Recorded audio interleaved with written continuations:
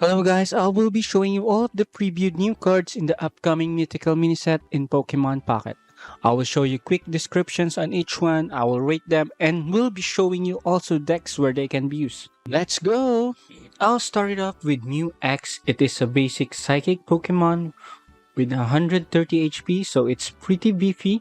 Being a basic Pokemon also means that you can draw this in the start of the game, which is really good because it has a 1 psychic energy Psy shot for 20 damage. It's highly unique effect. The genome hacking, you can choose one of your opponent's active Pokemon attacks and use it as this attack. This is really effective against the big hitters such as Mewtwo, Charizard. This is also good against Zapdos and Starmie.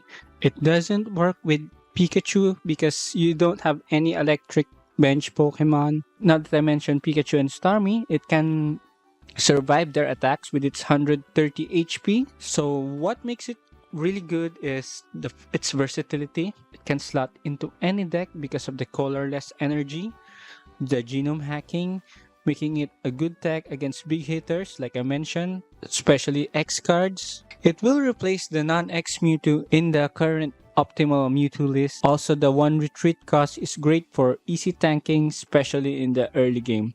I will rate this as one of the best cards in the new set, making it a 5 out of 5.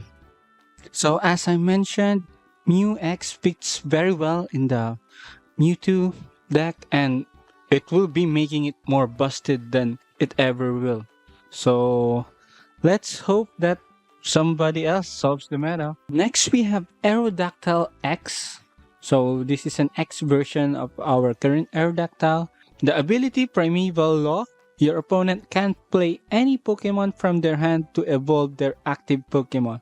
This looks really good at first glance, but when you really think about it, the top decks at the moment are basic X Pokemon such as Pikachu and Mewtwo, and even the ones that have an evolution like Charizard are mostly sitting on the bench. So their active Pokemons are mostly just basic Pokemons as well, so it's really hard to make use of it. So let's see what decks they will be cooking on this one.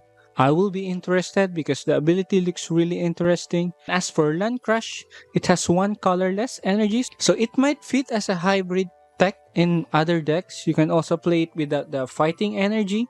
You can use it solely for its ability and stalling because it has 140 HP, which is pretty tanky and hard to get rid of. One of the cons that I also see is Old Ember, the prerequisite for Aerodactyl, is not a basic Pokemon. So you can't draw it at the start of the game. So you have to rely on drawing Old Ember, and which is kind of a counterintuitive with Aerodactyl's ability because you want it on the board as fast as possible. So I will be a little bit negative on this card and we'll just be rating it a 3 out of 5. It has its potential and I'm excited how it will impact the meta. I chose Cubone and Marowak as a win condition because they are a solid win condition, and knowing that you won't draw Old Ember as a starter, you will always have Cubone or Farfetch as your basic starting Pokemon. So basically, Aerodactyl is just a sub-win condition in case you also draw it early. One of my boys, Execute, is coming up next, and boy, it's looking really good. It has an insane effect of taking a Leaf Energy from their energy zone and attach it to this Pokemon. So what that means is you don't need to run the Leaf Energy at all. So this is perfect for hybrid Exeggutor decks like Greninja Exeggutor, which is I think a good combo because you can stall for Exeggutor while Greninja is hitting at the back. Now that we are just focusing on water energy as well, we can slot in some Articuno X or Starmie X. Depending on the limit is only just your imagination at this point.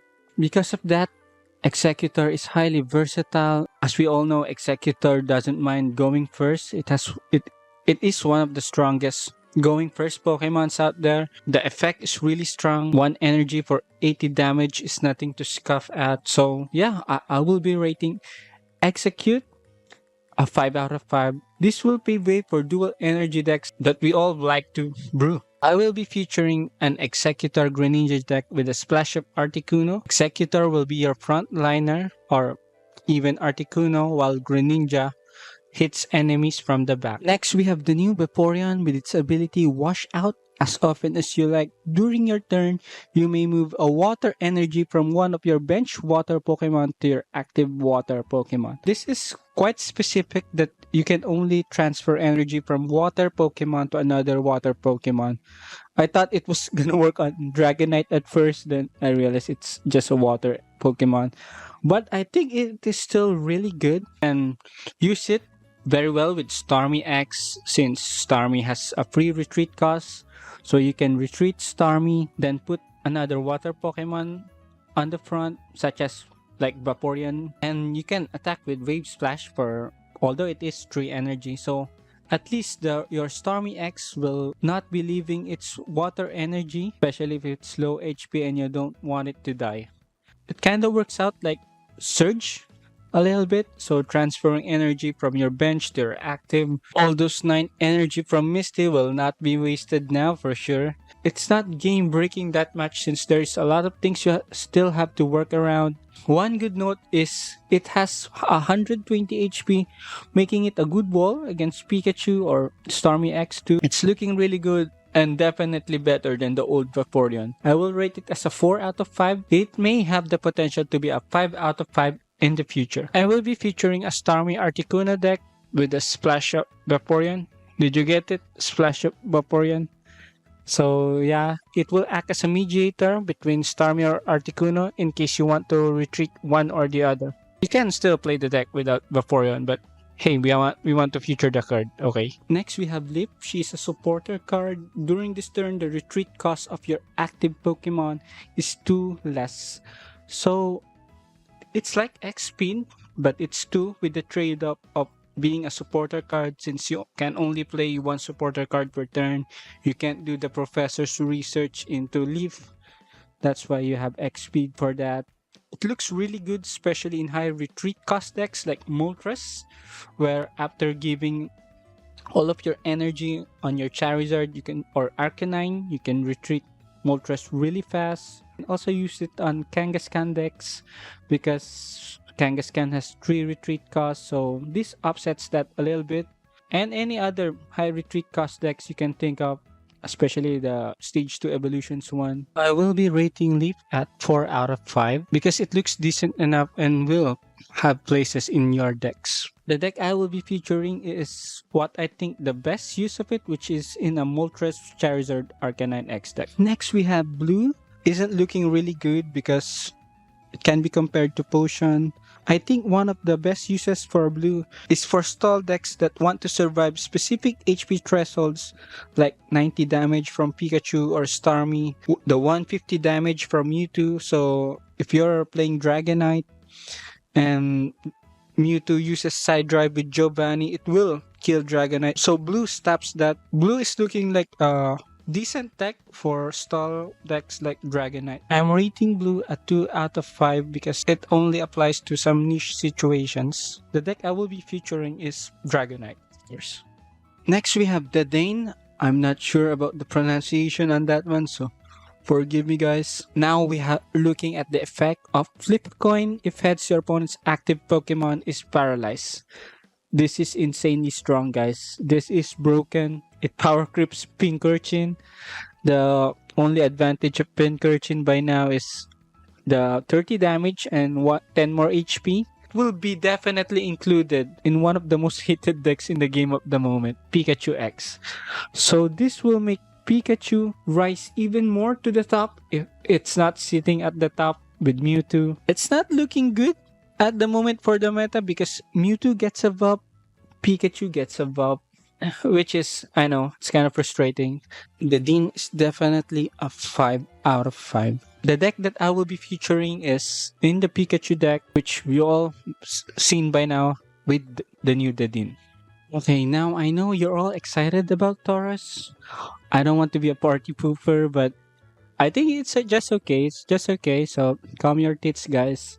I think what makes Taurus decent is it's 100 HP. So it's a decent tank that can survive early shots. Although I'm not sure if you can build true energy.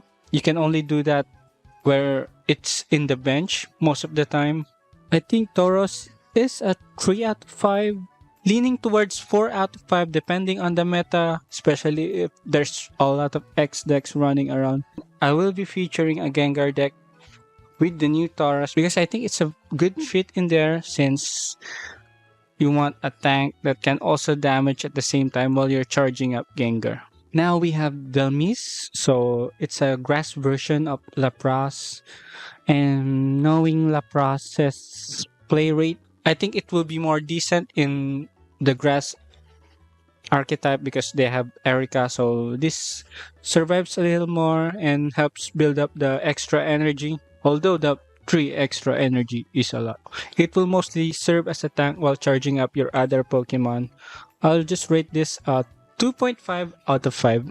I am featuring a regular Venusaur Exeggutor deck, but instead of Kangaskhan, we'll be running Delmise. Next, we have Magmar. Although I'm a Blaine fan myself, I'm not really that excited about this card because it doesn't hit the HP thresholds, especially Pikachu X with its 120 HP.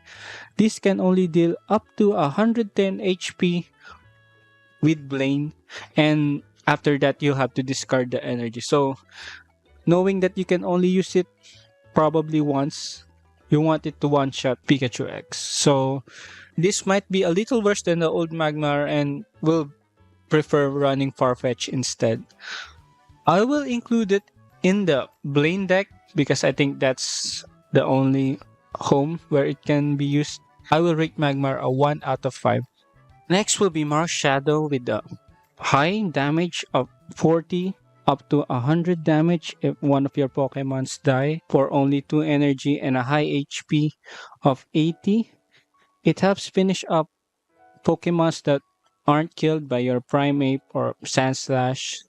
And even if you get this as your starter, with having 80 HP, it will survive. And it's easy to get 2 energy anyway. So I'll rate this a 5 out of 5. And I will be featuring a Primeape Sandslash deck. You can also play Marowak, but I would prefer the 1 point because you would let one of your Pokemons die most of the time to activate Marshadow anyway. Then finally, we have Morelull, Snivy, and Larvesta. Since they don't have the evolutions yet, I can't really say anything much. So you can just look at the cards and judge for yourself. Although Larvesta is looking quite decent with the 1 colorless energy and 1 fire energy, 30 damage, and a high 80 HP. Now we have finished checking all of the cards and I will now say which is the most broken one.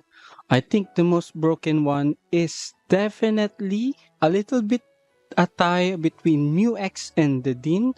Mew X will make Mewtwo nearly to the point of being unbeatable, and Dedenne will make Pikachu even more consistent since you can stall until you can get those Pikachu X or Zapdos X.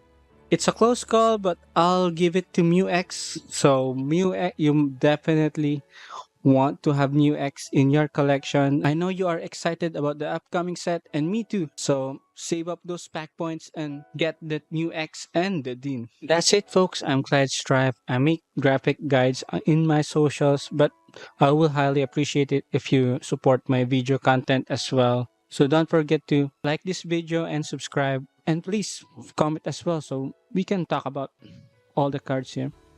Let me know about your thoughts. Thank you so much.